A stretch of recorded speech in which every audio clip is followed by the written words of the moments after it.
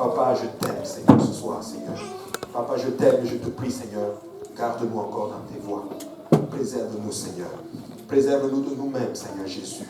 Garde-nous dans tes voies, Seigneur, jusqu'à bon port, mon Dieu. Alléluia. Je te prie de garder toute âme en ces lieux, toute âme sous le timbre de nos voix, Seigneur Jésus. Je te prie de prendre le contrôle des moments qui vont suivre. Je te prie que cette parole entre dedans de nous, qu'elle nous transforme, Seigneur, et nous amène à être plus comme toi, Seigneur Jésus. Papa, que ton nom soit béni ce soir. Papa, nous croyons que ton esprit a bougé parmi nous. Nous ne voulons pas prendre ceci pour acquis, Seigneur Jésus. Nous ne voulons pas arriver à une place, Seigneur Jésus, où nous prenons toutes ces choses, Seigneur, Papa, comme acquis. Non, cela n'est pas le fruit même, alléluia, de notre consécration, mais cela est le fruit de ta grâce, Seigneur Jésus. Glorifie encore ton nom parmi nous, Seigneur, et fais l'œuvre que tu t'es résolu de faire avec nous, car tu nous as établis aujourd'hui pour un temps comme celui-ci. Que ton nom soit béni ce soir, et nous disons tous au nom de Jésus. Alléluia. Acclamons encore le Seigneur. Alléluia.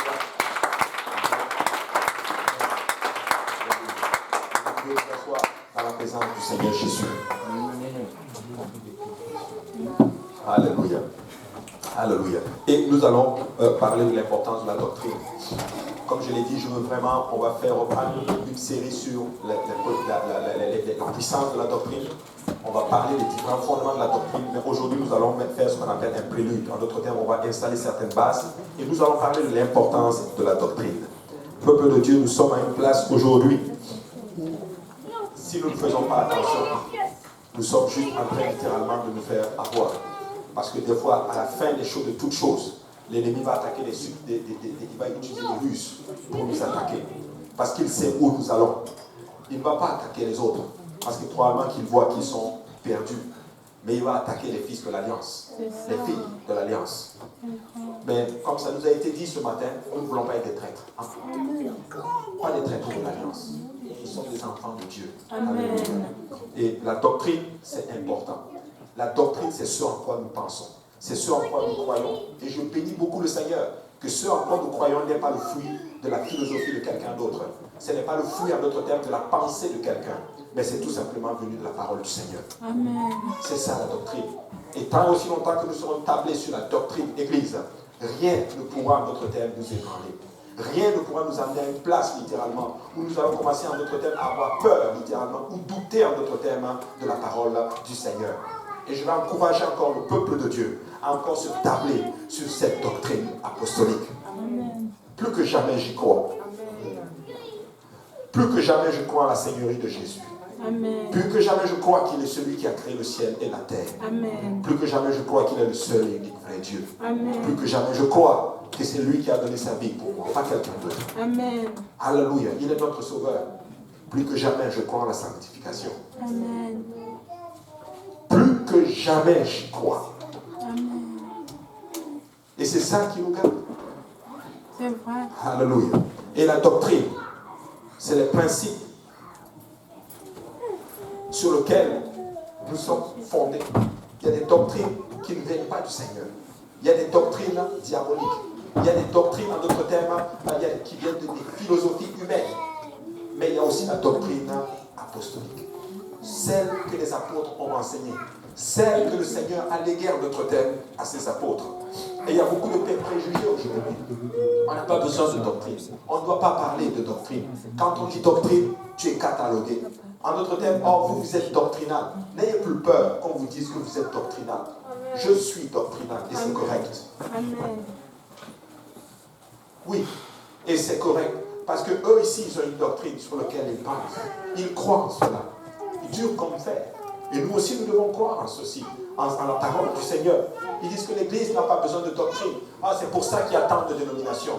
Le Seigneur lui-même dit dans sa parole qu'il est venu apporter l'épée. Il est venu séparer le bien du mal.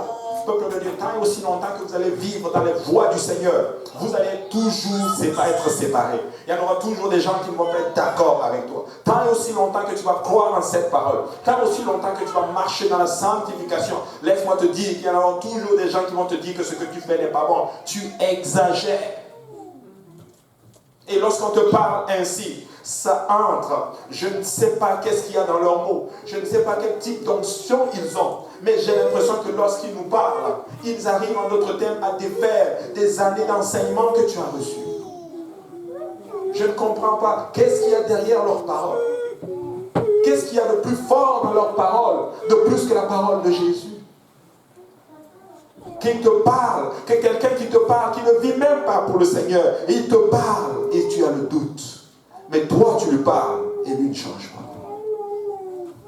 Qu'est-ce qui se passe? Amen. Ils disent que la doctrine, des fois, c'est inutile pour nous aujourd'hui. Nous avons besoin d'un enseignement, tout simplement quelque chose de simple. Nous avons besoin que tu nous dises ce qu'on doit faire pour vivre. Écoutez-moi bien, j'aimerais bien te dire ce que tu as besoin pour réussir. Des fois, ces choses-là s'enseignent à l'université. Moi, je veux te dire ce que tu dois faire pour être sauvé.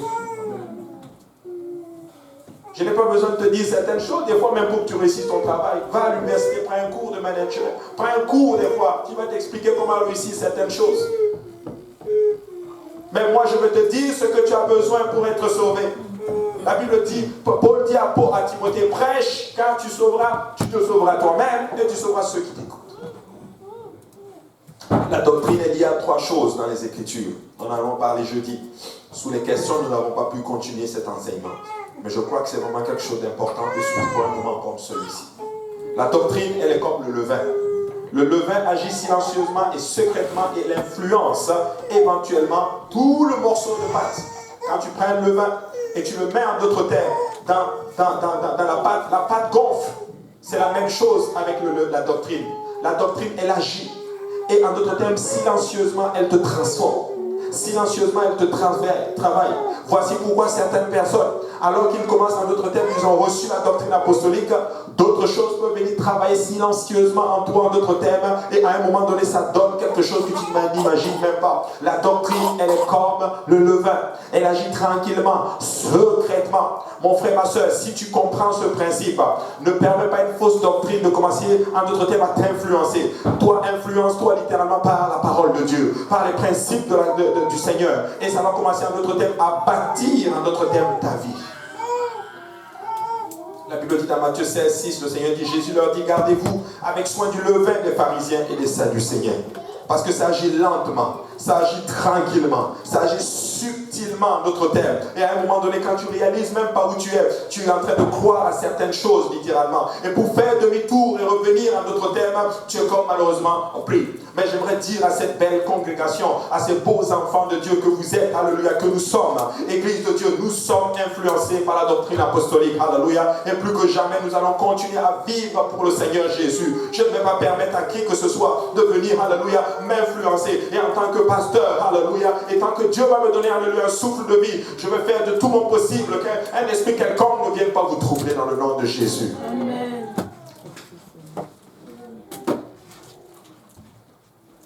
La doctrine, deuxième point, elle est comme le vent. De fausses doctrines peuvent déraciner les croyants, comme des vents forts peuvent déraciner des arbres. Amen.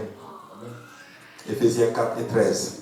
Jusqu'à ce que nous soyons tous parvenus à l'unité de la foi et de la connaissance du Fils de Dieu, à l'état d'homme fait, à la mesure de la stature parfaite de Christ, afin que nous ne soyons plus des enfants en flottant et emportés à tout vent de doctrine, par la tromperie des hommes, par leur ruse, dans leurs moyens de séduction. Il parle de la ruse, par les moyens de la séduction. La séduction, vous savez c'est quoi? C'est flatter quelqu'un pour tirer un plaisir quelconque. Et d'avoir. Ne te laisse pas séduire. Ne te laisse pas séduire. Il dit ceci, afin que nous ne soyons pas, jusqu'à ce que nous soyons tous parvenus à l'unité de la foi et de la connaissance du Fils de Dieu, à l'état d'homme fait, à la mesure parfaite, à la mesure de la stature parfaite de Christ. Parce qu'il est en train de dire, pour ne pas être ballotté à tout vent de doctrine, tu dois parvenir à l'unité de la foi par la connaissance. Ainsi nous a dit ce matin, nous devons connaître en qui nous avons cru. Amen. Ce Jésus n'est pas juste un simple monsieur de 33 ans, une portion de la divinité. Non, ce Jésus c'est Dieu lui-même manifesté dans la chair. Jésus est Dieu lui-même qui est venu nous sauver de nos péchés. Et nous devons savoir qui il est. Il dit lui-même, si vous ne savez pas si vous ne croyez pas que je suis, il dit vous périrez dans vos péchés. Tu dois savoir qu'il est le Seigneur de gloire. Tu dois savoir qu'il est le maître des temps et des circonstances. Par la tromperie des hommes, les hommes vont te trahir. Ils vont te tromper par leur ruse. Écoutez, par un charisme quelconque, par une façon de parler, par une certaine philosophie. Église, écoute-moi bien. Fais attention. Fais attention. Il y a des beaux parleurs qui sont dehors. Alléluia. Il y a des beaux parleurs. Mais je rends grâce à Dieu que vous n'êtes pas gardés par le charisme d'un quelconque personnage, mais vous êtes gardés par l'Esprit de Dieu. Mais oui, c'est l'Esprit de Dieu qui vous garde. La doctrine est comme la pluie. La pluie est le symbole de la renaissance et de la fraîcheur, de la restauration après une période de sécheresse ou de famine. La doctrine biblique est un enseignement envoyé du ciel et vous ne pouvez pas avoir un véritable mouvement de Dieu sans cela. Non. Deutéronome 32, 1 dit ceci: cieux, prêtez l'oreille et je parlerai. Terre, écoute les paroles de ma bouche. Que mes instructions se répandent comme la pluie. Que ma parole tombe comme la rosée. Comme des ondées sur la verdure, comme des gouttes d'eau sur l'herbe. Dieu dit ceci: il veut que ses instructions tombent comme des gouttes d'eau. Savez-vous ce que ça veut dire? Ça veut dire que la révélation, elle ne vient pas comme ceci d'un coup. Elle vient progressivement. Aujourd'hui, tu en reçois un peu. Demain, tu en reçois un peu. Comme des gouttes d'eau, comme des gouttes d'eau, comme des gouttes d'eau. Comme des gouttes d'eau, comme des gouttes d'eau, et ainsi de suite, et ainsi de suite. Alors n'arrive pas à cette place où tu as reçu un peu et tu penses que tu sais tout. Nous ne savons pas. Continue à recevoir. Continue à grandir dans le Seigneur. Continue à persévérer encore dans ces choses dans lesquelles tu as cru. Continue à aller de profondeur en profondeur, en profondeur, en profondeur. Et ainsi de suite, tu vas devenir comme Christ. Tu sais, voici ce que Dieu veut qu'on sache en ce qui concerne la doctrine. La doctrine, elle doit être vocalisée. Elle est sonore, littéralement. La sainte doctrine préserve seule de l'erreur, apportant santé et développement spirituel. 2 Timothée 4 et 2, ça c'est Paul qui parle à Timothée. Il dit prêche la parole. Que quelqu'un dise prêche la parole. Prêche la parole. Insiste en toute occasion, favorable ou non. Reprend, censure, exhorte, avec toute douceur et en instruisant. Et je veux parler là-dessus. Ne tombez pas dans cette affaire où on dit que, écoute, je ne suis pas ouvert.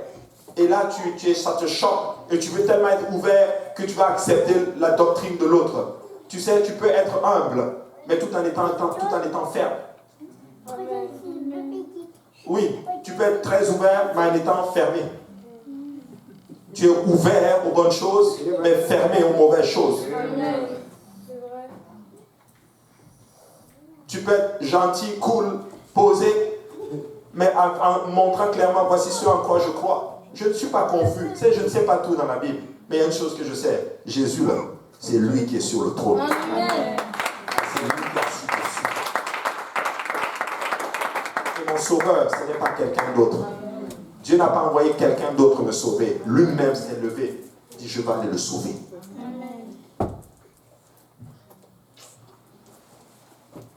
Alléluia.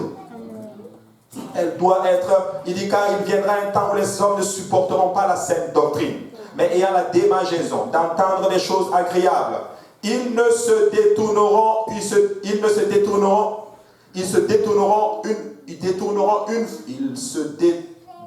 foule de docteurs selon leurs propres désirs, détourneront l'oreille de la vérité et se tourneront vers des fables.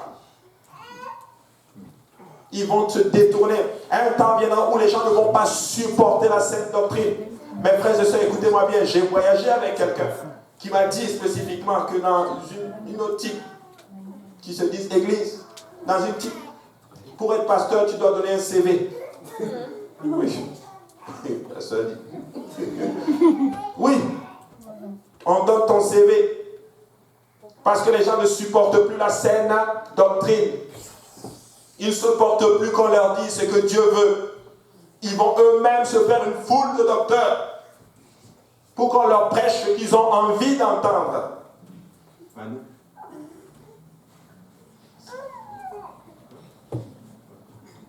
Ils vont se donner une foule de docteurs.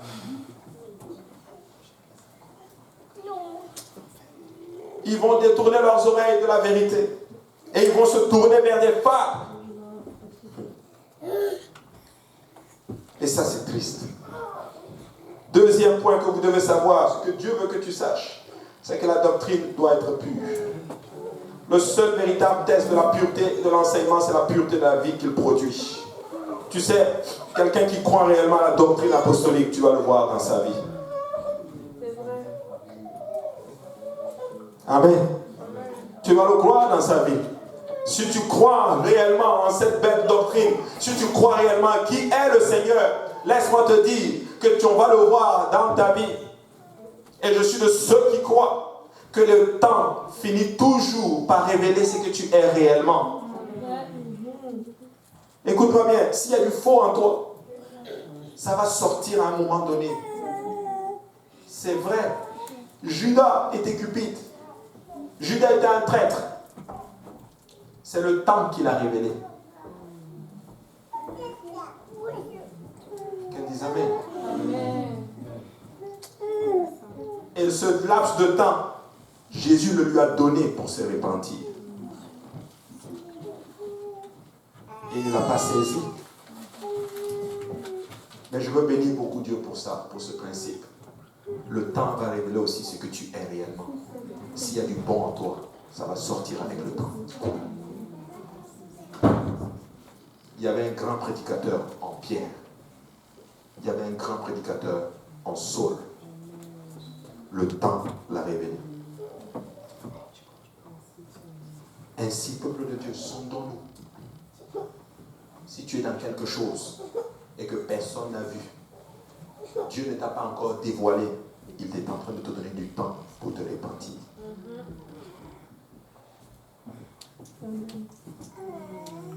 Amen. N'oubliez jamais ce principe. Le temps révèle toujours la vraie nature des choses. Amen. La doctrine doit être pure.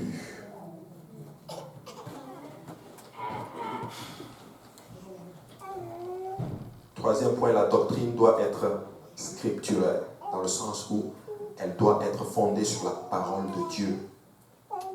Toute expérience, que ce soit spirituelle, tout ce que vous recevez, si elle n'est pas fondée sur la parole de Dieu, mets ça à la poubelle. Mets ça à la poubelle. Je ne dis pas qu'il n'y a pas d'expérience spirituelle. Je ne dis pas qu'il n'y a pas d'autres doctrines. Il y en a plein. Mais si ce n'est pas dans la parole de Dieu, ce n'est pas en celle avec laquelle nous allons baser notre salut dessus. Amen. Elle doit être basée sur la parole du Seigneur. Toutes les choses doivent être testées par la parole de Dieu, qui doivent être interprétées par des principes appropriés. 2 Timothée 3 et 14 dit ceci, toi, que quelqu'un dise moi. Il dit, demeure dans les choses que tu as apprises et reconnues certaines, sachant de qui tu les as apprises. Dès ton enfance, tu connais les choses saintes, tu connais les saintes lettres qui peuvent te rendre sage à salut par la foi en Jésus-Christ.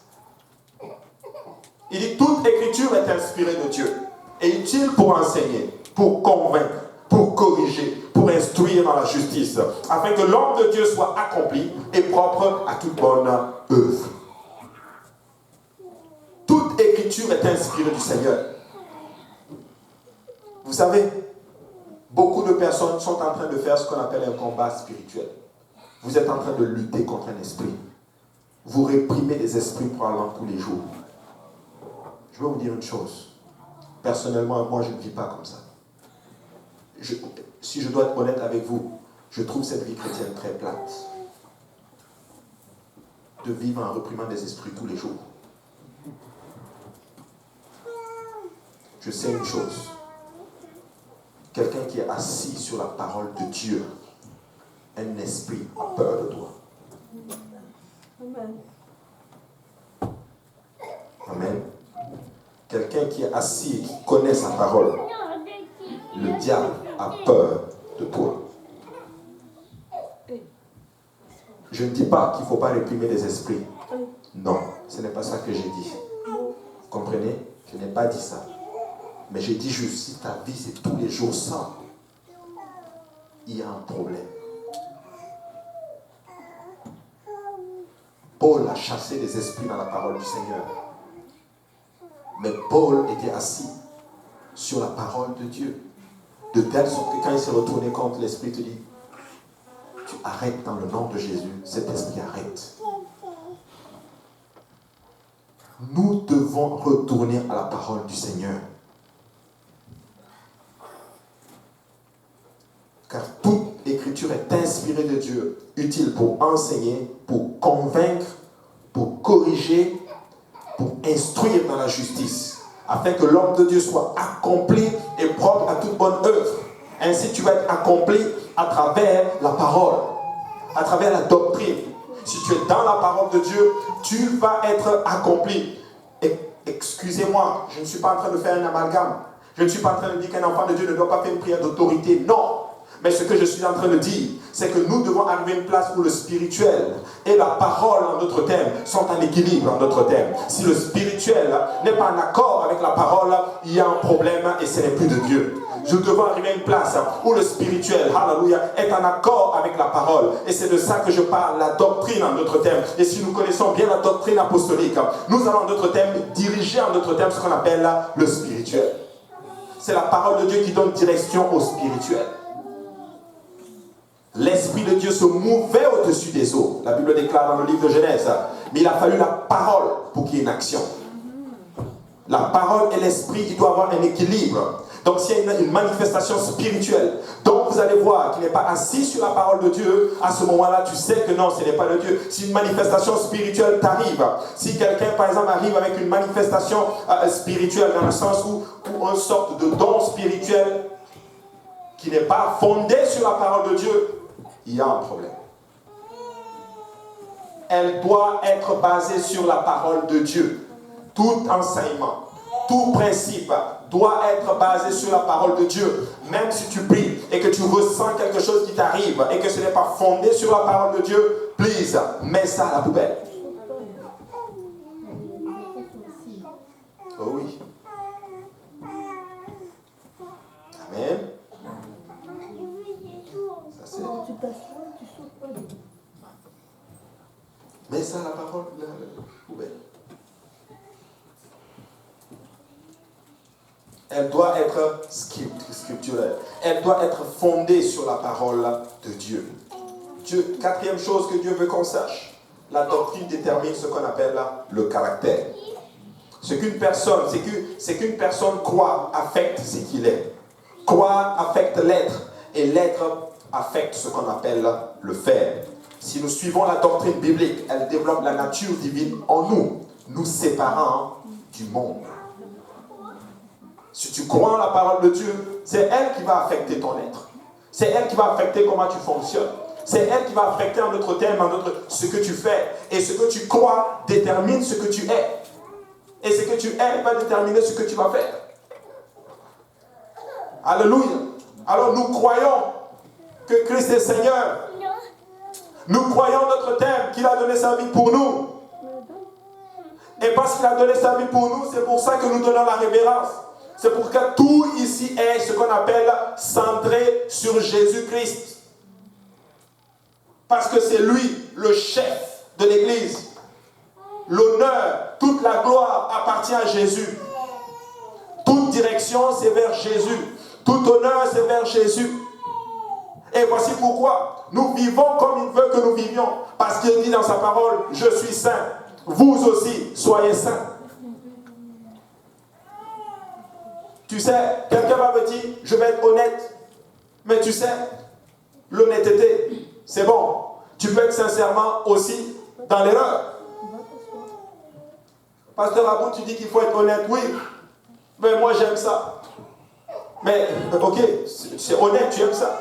Je suis honnête avec vous, j'aime certaines choses, mais si ce n'est pas dans la parole de Dieu, même si je l'aime, ce n'est pas bon. Vous comprenez ce que je suis en train de dire? Si j'aime par exemple, je ne sais pas moi, c'est juste un exemple. Si j'aime par exemple, je ne sais pas moi, du jus. Si cette bouteille avait du jus et que la parole de Dieu dit que ce jus n'est pas bon, même si je l'aime, ce n'est pas bon, je dois le mettre à la poubelle. C'est ça qu'on appelle vivre selon l'esprit. Oh, mais je suis honnête, j'aime ça, donc je le fais. Non. Tu n'aimes pas, Même si tu n'aimes pas et que ce n'est pas la parole de Dieu, tu ne dois plus la faire. Et beaucoup de personnes fonctionnent comme ceci. Comme j'aime, il faut être honnête avec soi-même. Toi-même, tu l'as enseigné, tu l'as dit. Donc, je vais le faire. Non. C'est pas... Écoute, moi, j'aime beaucoup de choses. Mais ce n'est pas biblique. Donc, je ne fais plus. Et si on les citait ici, vous allez dire, ah, ça c'est pasteur, oui, c'est moi. Mais changé par Jésus. Donc, je vous assure, il y a certaines choses, mettons ça à la poubelle, tout simplement. Ce que je crois va affecter, en d'autres termes, ce que je fais. Alléluia. Amen. Donc, la doctrine, elle doit... J'arrive au point 4. J'ai bientôt terminé, d'ailleurs, on ne va pas être long aujourd'hui. La doctrine détermine le caractère. Regardez ce que la Bible dit dans 1 Timothée 4,16. Il dit, veille sur toi-même et sur ton enseignement. Persévère dans ces choses, car en agissant ainsi, tu te sauveras toi-même et tu sauveras ceux qui t'écoutent. Il est question des gens qui t'écoutent aussi. Ainsi, mes frères et sœurs, comme je l'ai mentionné, nous sommes à la fin des temps. Et les ruses sont là. Et s'il sait qu'il ne peut pas venir avec une corde, en d'autres termes, et toutes ces choses pour te faire tomber, tu peux être sûr qu'il va venir d'une certaine façon. Il va utiliser les ruses pour te faire tomber.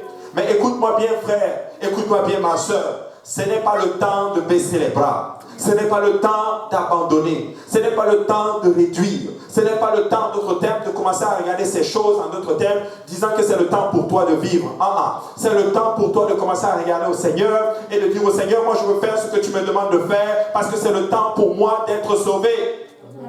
Il faut que mon nom soit écrit dans le livre de la Bible. Et quoi qu'il arrive, je dois être sauvé. Quoi qu'il arrive, mon frère, ma soeur, tu dois être sauvé.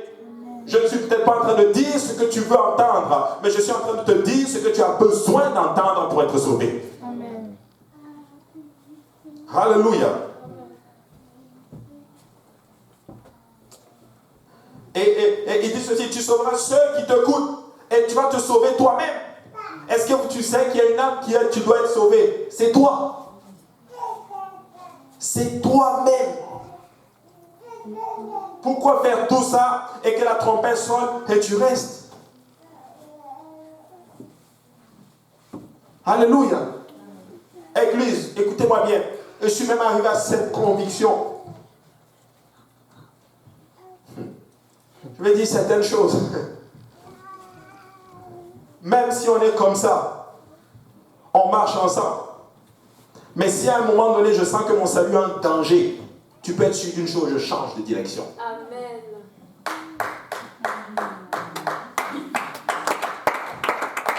C'est vrai. On marche ensemble. Mais mon ami, il faut que tu saches que là, on doit s'assurer qu'on est dans la direction du ciel. Amen. Parce que si toi tu veux m'amener ici, excuse-moi, mais moi je vais aller là-bas. Toi tu vas aller seul. Oui. Au nom de quoi? Au nom de quoi? Hey, on va aller au ciel, hein? Et quand c'est le salut, mon ami, tu dois t'assurer, mon cher, ma fille, que tu es sur le chemin du Seigneur. Alléluia. Tu dois t'assurer, en d'autres termes, que si la trompette sonne, hey, tu es en train de monter à la rencontre de Jésus-Christ. Mais si tu es là en train de jouer, en d'autres termes, toutes ces choses t'affectent, hey, tu vas perdre ton salut. Et je m'excuse d'être aussi brutal, je m'excuse d'être aussi dur, mais je suis en train de taper quelque chose, je suis en train de mettre mon doigt, parce qu'il y a un vent qui est en train de souffler en ce moment sur les enfants de Dieu. Mais oui, à quoi sert un homme de gagner le monde s'il perd son âme? Hey, si la trompette sonne aujourd'hui, ou si tu meurs, arrête. On t'enterre, on te met dans le tombeau. C'est fini. Tu vas te tenir devant Dieu.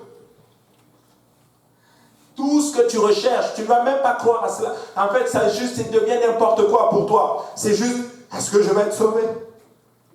Tu ne dois pas manquer le métro qui mène au ciel. Tu ne dois pas le manquer.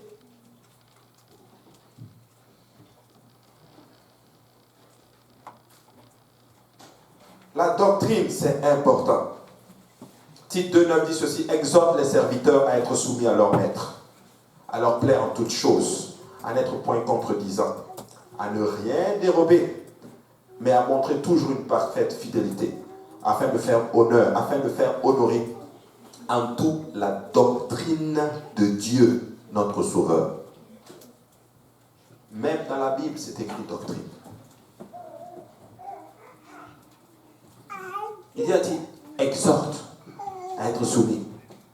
Exhorte à plaire en toutes choses, à ne pas être contredisant, à ne rien dérober, mais à montrer toujours une parfaite fidélité. Une parfaite fidélité. Il y a souvent des fidélités qui ne sont pas parfaites. C'est taillé sur mesure.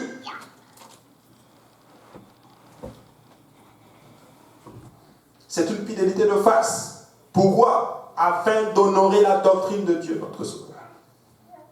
Cinquième chose que le Seigneur veut que nous sachions. La doctrine affecte nos fréquentations. Ça, je vais rester un peu dessus. La doctrine va affecter tes fréquentations. Je ne suis pas un agent de division. Peut-être que certains le croient. Peuple de Dieu, je suis pour l'unité du corps de Christ. Mais je suis pour la division quand ça va détruire ton âme. Et je veux le détruire, je veux le diviser avec l'épée de l'esprit. Et je n'ai pas honte de le dire et je n'ai pas peur de le dire.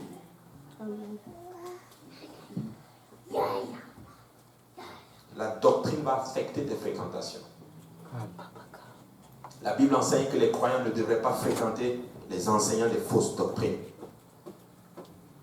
Ce n'est pas moi qui le dis, c'est la Bible. Jésus lui-même dit qu'il est venu apporter l'épée. Les convertis à la Pentecôte, ils sont restés sous l'enseignement des apôtres. Ils persévéraient sous l'enseignement des apôtres. Acte 2, 42. La mesure de la lumière commune entre les croyants détermina leur mesure de communion. Voici pourquoi, mes frères et sœurs, comme je leur ai dit, je ne suis pas un agent de division. Mais ma sœur, mon frère, écoute-moi bien. Si tu arrives à une place et que tu sens que ton salut est en danger, même si tu fréquentes quelqu'un, écoute, n'aie pas peur de couper. Si tu n'arrives pas à influencer la personne à changer. Je veux le redire. Je ne suis pas un agent de division, mais je suis en train de dire que ton salut est plus important que toute chose. Mais oui. Parce que quoi qu'il arrive, écoute, certains sacrifient à tort. Certains sacrifient la doctrine pour leur fréquentation. Que quelqu'un dise Amen. Amen. Certains vont sacrifier la doctrine pour leur fréquentation. Hey, regarde ce que la Bible dit. 1 Jean 1,7. Mais si nous marchons dans la lumière, comme il est lui-même dans la lumière, nous sommes mutuellement en communion. Et le sang de Jésus-Christ, et le sang de Jésus, son Fils, nous purifie de tout péché. Ainsi, nous devons tous marcher dans la lumière. Si toi, tu marches dans la lumière, moi, je ne marche pas dans la lumière, est-ce qu'on doit marcher ensemble? Ça ne fait même pas de sens. Nous devons marcher dans les voies de Dieu. Je vous donne un exemple. C'est juste un exemple simple pour illustrer ce que je suis en train de dire. C'est juste un exemple. Hein. Frère Achille, il est marié. Papa Achille, viens. Frère Achille est marié. Il a son épouse et il a une vie heureuse. Amen. Il est heureux ou pas? Amen. Ses enfants, il est heureux. Amen. Et même si tu lui donnes une autre, il va dire non, moi je ne veux pas. Moi je veux. C'est maman Agnès, c'est maman Agnès. On veut aller ensemble. C'est maman Agnès. Mais c'est juste un exemple, ok? Si moi j'arrive, moi aussi je suis marié, mais j'ai une vie frivole. Et là, je commence à venir à d'autres thèmes, je commence avec Achille et tout, et puis je l'influence. Je l'influence à chaque fois, en d'autres thèmes, à laisser sa famille. Je l'influence en d'autres thèmes, à aller chiller avec lui, à aller faire des choses, à aller dans les bars. Hein? Voilà, c'est vraiment le démon déguisé. Je l'influence à faire toutes ces choses. Qu'est-ce que Achille doit faire pour préserver sa communion, son alliance? Il va prendre un couteau et puis il va me couper. Mon frère, ma soeur, prends l'épée de l'esprit et coupe cette relation qui t'empêche d'être avec le Seigneur. C'est de ça que je parle. Il y a beaucoup de personnes, ils marchent avec le Seigneur, ils sont en train de grandir avec le Seigneur, mais ils se mettent dans des fréquentations et ils ne vivent plus dans la consécration avec le Seigneur. Coupe cette relation. Si tu n'arrives pas à influencer la personne, ça ne fait juste pas de sens. Je l'ai fait. Quand je suis venu à Dieu, il y avait des amis, beaucoup, des gens qui sont prêts à m'aider, mais qui m'influençaient négativement. Mes frères, mes soeurs, je bénis beaucoup Dieu que j'ai coupé ces relations. Parce que je n'arrivais pas à influencer ces personnes-là. Vous savez pourquoi? Parce qu'eux, ils avaient de l'influence sur moi. Savez-vous qu'il y a des gens qui ont de l'influence sur vous? Oui. Je vais aller plus loin. Il y a des gens qui ne connaissent même pas Dieu, qui ont de l'influence sur vous. Ces gens-là, n'essayez même pas de les gagner. Coupe. Annule même leur téléphone. Tu mets inconnu. Quand il t'appelle, il dit, mais tu as annulé mon numéro. Tu dis, ah bon, comme j'ai... Bon, non, tu ne peux pas mentir. Oui, j'ai annulé ton téléphone. Comme tu m'influences mal là, je t'ai appelé à l'église, tu ne veux pas venir. Toi, tu trompes ta femme. Moi, je ne veux pas tromper ma femme. Reste là où tu es là. Mais le jour où tu veux venir à l'église, je suis au 87-29 au Chelaga. Je suis là-bas, je suis en train d'adorer le Seigneur. Tu vas venir adorer le Seigneur avec moi. Dis la vérité. Bon, peut-être pas brutalement comme ça, là. Un peu d'amour, mais un peu de sel, un peu de trucs. Mais ce que je suis en train de dire, c'est que vous devez être prêts à couper certaines relations qui ne vous aident pas dans votre relation avec le Seigneur. Coupe. Coupe.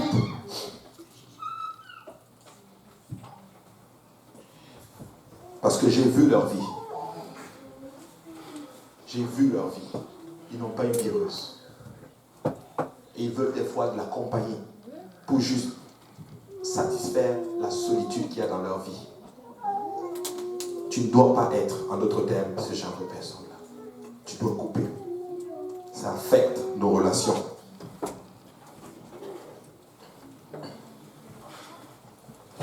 Ce que tu dois savoir, et j'ai bientôt terminé avec ça.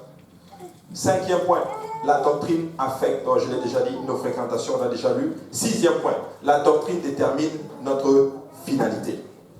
Il est faux de dire que ce qu'une personne croit n'importe pas tant qu'il est sincère. Avez-vous déjà entendu cela? Comme tu es sincère, ce que tu crois est vrai. C'est faux. Tu peux être sincèrement dans l'erreur. Oui. Moi, j'étais né musulman. Je suis sincère. J'ai appris le Coran ici, l'arabe, pour lire le Coran. J'allais à la mosquée. Je priais 5 fois par jour. Et à l'heure, s'il vous plaît. Il y avait des prières à 5 heures du matin, je les faisais. Et pas à la maison, hein, à la mosquée. En pleine tempête de neige, je quitte la maison pour aller prier à la mosquée, à pied. Il disait que je devais porter, je ne sais pas, c'était même pas une obligation. On dit porter le boubou, c'était bon. Je le portais en plein hiver. Et aujourd'hui, les chrétiens, Dieu commence à toucher juste ton habillement, c'est tout. Ils sont dans l'erreur, mais ils le font. Combien d'années, nous qui avons été sauvés par Jésus. Mais j'étais sincèrement dans l'erreur. Mais quoi? Grâce soit rendue à Dieu, qu'il m'a touché quand même. Hein? Il dit, ce que vous croyez va affecter votre destinée, votre destin éternel. Il est possible de se tromper sincèrement. Votre finalité dépend de la question que Pilate a posée dans Matthieu chapitre 27, verset 22. Pilate leur dit, Que ferais-je donc de Jésus, qu'on appelle Christ? Tous répondirent qu'il soit crucifié. En dehors de l'obéissance, il y a ce qu'on appelle les ténèbres et la mort. Et l'intérieur, c'est la lumière de la vie. En dehors de Christ, c'est les ténèbres. À l'intérieur de Christ, c'est la lumière.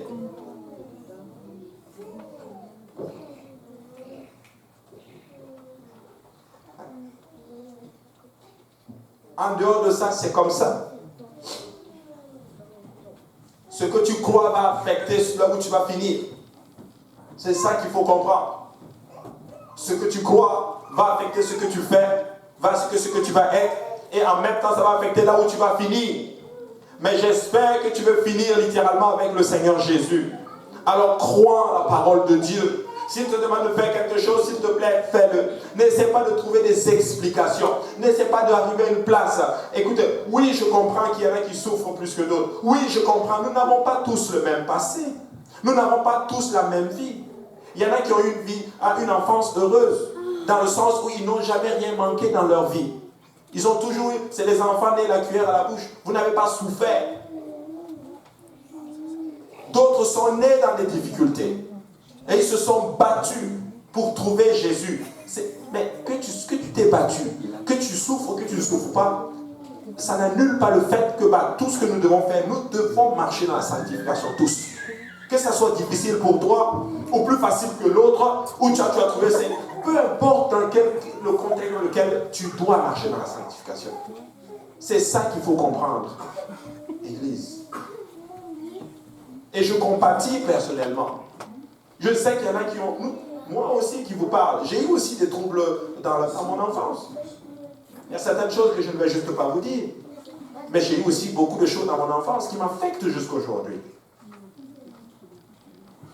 Et vous n'allez même pas croire si je vous le dis. Vous n'allez même pas croire que non, toi tu as vécu ça. Oui, j'ai vécu des choses dans mon enfance qui auraient pu me déstabiliser, me détruire et détruire mon futur. Mais que ça soit dur pour moi ou dur pour quelqu'un qui n'a pas eu ça, ou plus facile pour quelqu'un qui n'a pas eu ça, qu'on le veuille ou pas, là où on est là, on doit tous marcher dans la sanctification. On doit tous obéir à l'évangile. C'est de ça que je parle. Alors juste, qu'est-ce qu'on fait? On se soutient et on marche ensemble.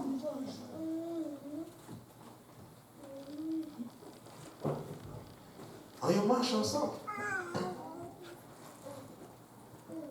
Regardez ce que là. J'ai vraiment bientôt terminé. 7e point. La doctrine doit être gérée avec beaucoup d'amour. Bien que toute notre doctrine soit exacte, si nous n'avons pas d'amour, nous ne sommes rien aux yeux de Dieu. Si tu n'as pas l'amour, tu n'es rien. 1 Corinthiens chapitre 13 et 2 dit ceci. Et quand j'aurai le don de prophétie, la science de tous les mystères et toute la connaissance, quand j'aurai même toute la foi jusqu'à transporter des montagnes, si je n'ai pas la charité, je ne suis rien. Tu crois en ces choses, mais il faut que tu le donnes avec amour. Il faut que tu marches dans l'amour. Beaucoup ici marchent par contrainte. Beaucoup ici marchent par amour des hommes au lieu que par amour de Dieu. Toi-même, réponds-toi sincèrement. Tu peux même fermer les yeux, je ne sais pas. Mais parle-toi sincèrement. Ce dans quoi tu marches pour le Seigneur, est-ce que tu le fais pour Dieu? Ou est-ce que tu le fais à cause de quelqu'un?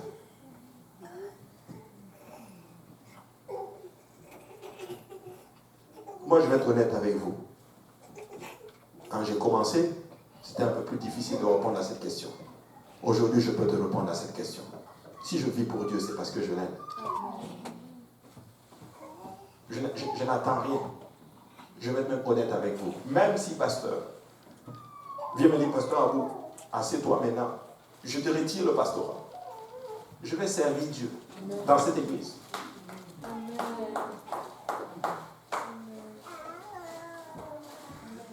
Oui.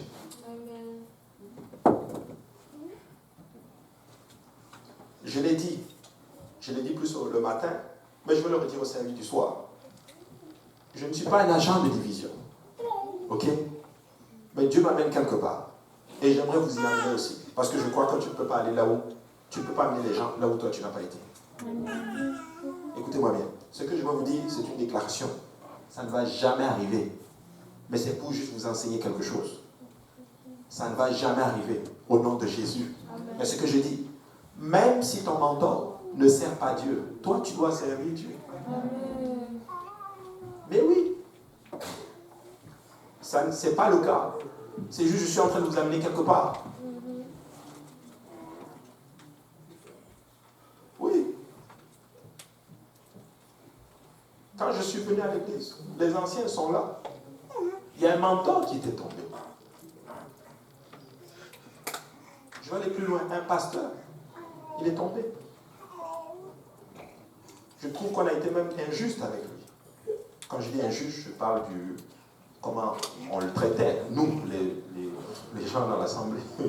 Nous autres, on est toujours les premiers à prendre la pierre pour lancer sur l'autre. Qui ici n'a jamais péché?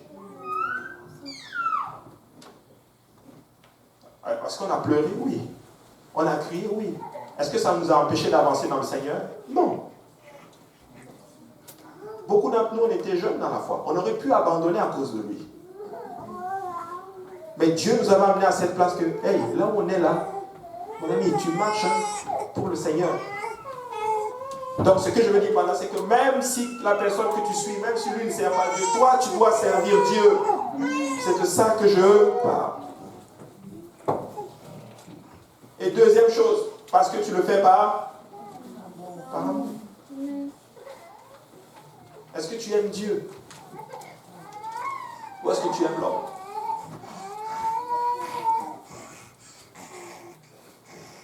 Alléluia. Je sais que peut-être vous ne comprenez pas pourquoi je parle ici. Mais, s'il vous plaît, arrivons à cette place où nous aimons vraiment le Seigneur. Tu sais, le plus haut degré d'amour ne va pas nier la nécessité d'obéir à la doctrine. Amen. Si tu n'as pas d'amour, ça ne va jamais marcher. Parce que tu marches juste par... Ça ne te dit rien, tu marches juste par... Ok, je veux faire plaisir à tel. Oh, mais si je ne fais pas ça là, l'autre ne va pas être content. Non, oublie ça. Lui n'est même pas là. Pense juste, si je ne fais pas ça, Jésus ne va pas être content. Par amour. Alléluia. Voilà Dieu. Et huitième point, et ça c'est celle-là, je pense que vous la connaissez tous, la doctrine doit être obéie. Amen. Nous ne comprenons jamais vraiment la vérité jusqu'à ce que nous obéissons. La doctrine ça n'a pas de vie dans ta vie, ça n'a pas d'impact dans ta vie jusqu'à ce qu'elle soit pratiquée. Amen. Tu dois la pratiquer. Les doctrines bibliques n'ont aucun effet sur votre vie à moins qu'elles soient obéies. Écoute, une sœur ici se tient. Elle marche dans la sanctification. Elle a obéi à l'évangile. Elle marche dans la sainteté. Quelqu'un la voit. L'oublie. Je vais te porter. Non, je ne veux pas. Il insiste. Et quand il la porte, elle ne va même pas s'asseoir devant. Je vais encore parler. Mes sœurs, les voitures, vous courez, vous rentrez devant là. Vraiment ça là. Si c'est une sœur qui conduit, il n'y a pas de problème. Bon, je vais faire la nuance. Si celui te dit monte devant, il y en a qui me regardent. Elle est montée s'asseoir derrière.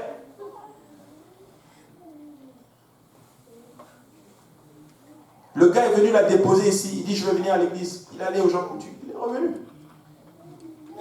Quatrième fois, il est venu avec sa femme. Sa femme s'est baptisée ce matin au nom de Jésus. Tu penses, ça vient d'où ça? C'est parce qu'il a vu que cette sœur, cette fille, cette dame-là, elle marche sous les principes de Dieu. Amen. Je peux aller là où elle va.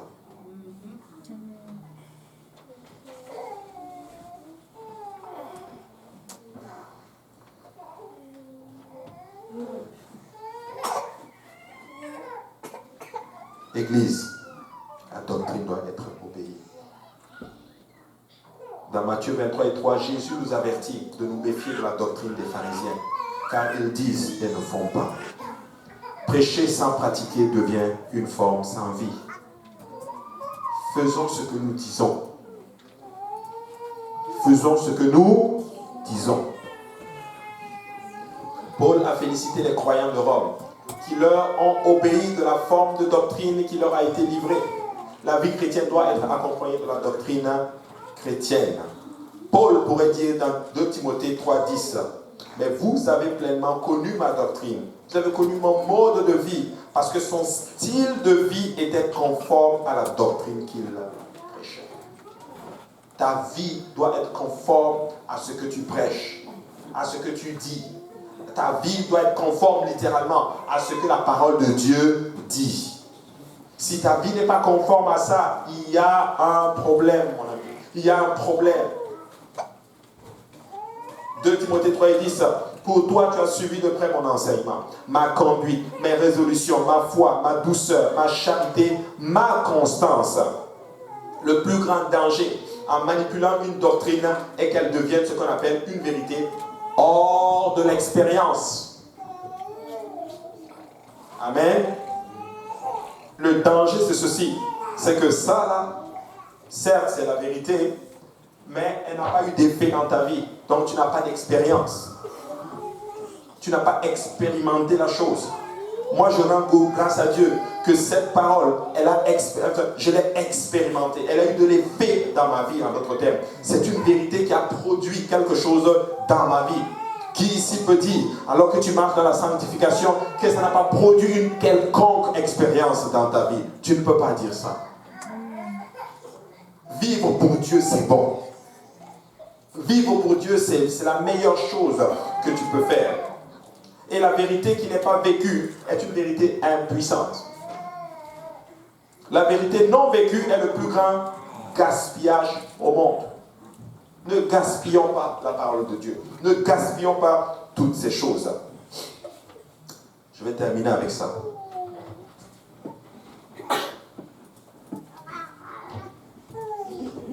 On a posé la question à Sister Bobby Wendell. C'était la première missionnaire en Éthiopie. Il dit ceci. Que diraient les missionnaires nationaux, on les a demandé en d'autres termes, qu'est-ce qui a amené le réveil en Éthiopie? Vous savez qu'il y a eu un réveil, il y a eu un temps, il y a eu un grand réveil en Éthiopie. Voici sa réponse. Doctrine, doctrine, doctrine. C'est ça qui a amené le réveil. La doctrine, la doctrine, la doctrine. Ainsi, il n'est pas étonnant que c'est la doctrine qui est affectée, qui est touchée par l'ennemi. Quand l'ennemi veut te détruire, tout ce qu'il va faire, il va d'abord détruire le système dans lequel tu penses, ce que tu crois. Il va le déstabiliser. Il va mettre ce qu'on appelle des fausses choses. Et quand tu commences à croire aux mauvaises choses, fini. Là maintenant, tu es livré à faire des choses que tu n'imagines même pas faire. Église, ce que nous croyons, c'est important. C'était juste un prélude. Et la semaine prochaine, nous allons entrer en pleine profondeur sur la doctrine. Nous allons parler de sur quoi réellement nous sommes fondés en tant qu'Église apostolique. Amen. Amen. Très important. Alors, ce soir, nous allons tout simplement demander au Seigneur de préparer nos cœurs à recevoir la doctrine, à préparer nos cœurs à croire et à ne jamais être ébranlés par la doctrine. Je vais juste vous donner quelques étapes de la doctrine. La doctrine, c'est 4 choses. C'est l'unicité de Dieu. Dieu est un. Amen. Il y a un seul Dieu. Il n'y en a pas deux. Il n'y en a pas trois. Il y a un seul Dieu.